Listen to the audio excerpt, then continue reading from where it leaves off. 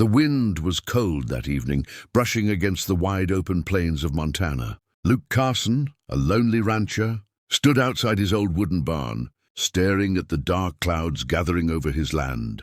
He'd been through storms before, both the kind that came from the sky and the kind that tore through a man's heart. It had been 3 years since his wife Mary passed away. Since then, silence had been his only companion. Every night he'd sit on the porch with his hat low, coffee in hand, eyes lost somewhere in the horizon, hoping maybe that life would give him one more reason to feel alive. That night, as the thunder rolled far in the distance, Luke noticed a faint light moving down the dirt road. A small pickup truck stopped near his gate, and a woman stepped out. Her coat was torn, her face pale, and her voice shook when she spoke.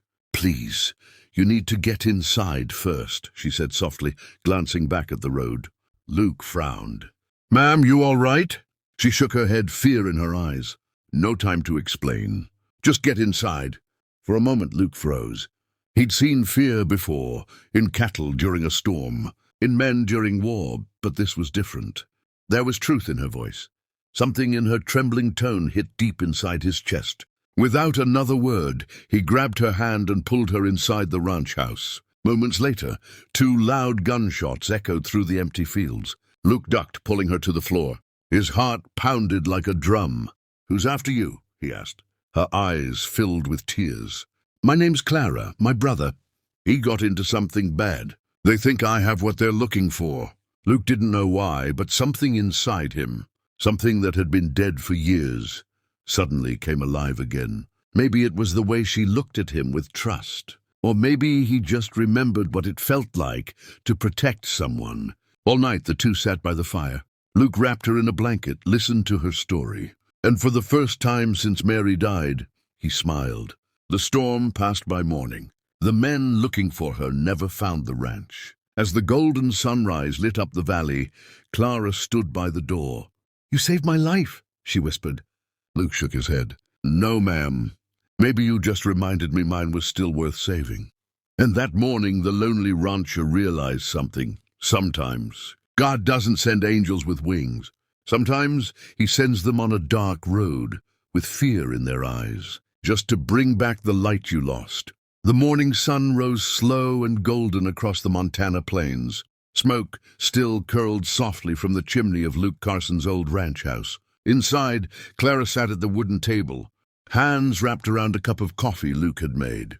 She looked tired but safe. Luke leaned against the counter, studying her. The girl was young, maybe late 20s, eyes deep with pain, yet brave enough to face it. There was silence for a while, the kind that only a ranch morning could hold. Calm, peaceful, and heavy with memories. "So," Luke finally spoke, voice low, "you got any place to go?" She shook her head slowly. "Not anymore. My brother, he's gone. I just needed to make it through the night." Luke nodded, though his chest tightened. He knew that kind of loss, the kind that leaves you standing in a room full of memories that no longer belong to you. "You can stay here," he said finally, "just till you figure out what's next." Clara looked up surprised. "Why are you helping me?" Luke took a long breath.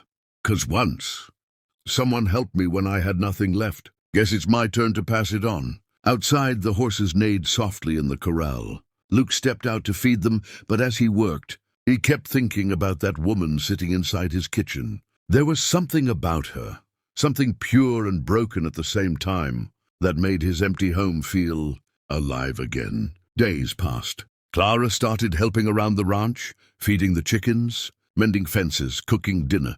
She laughed sometimes quietly, like someone who had forgotten what laughter felt like. Luke noticed every smile, every moment. One evening, while fixing the old barn door, she asked, "You ever miss her?" Luke froze. "Mary," he said softly. "Every day." Clara nodded. "I can see it in your eyes. You loved her." He smiled faintly. "Still do. But you know, maybe love doesn't die. Maybe it just changes shape. Like wind, you can't see it, but you can feel it if you stop running." Tears shimmered in Clara's eyes. "Maybe you're right."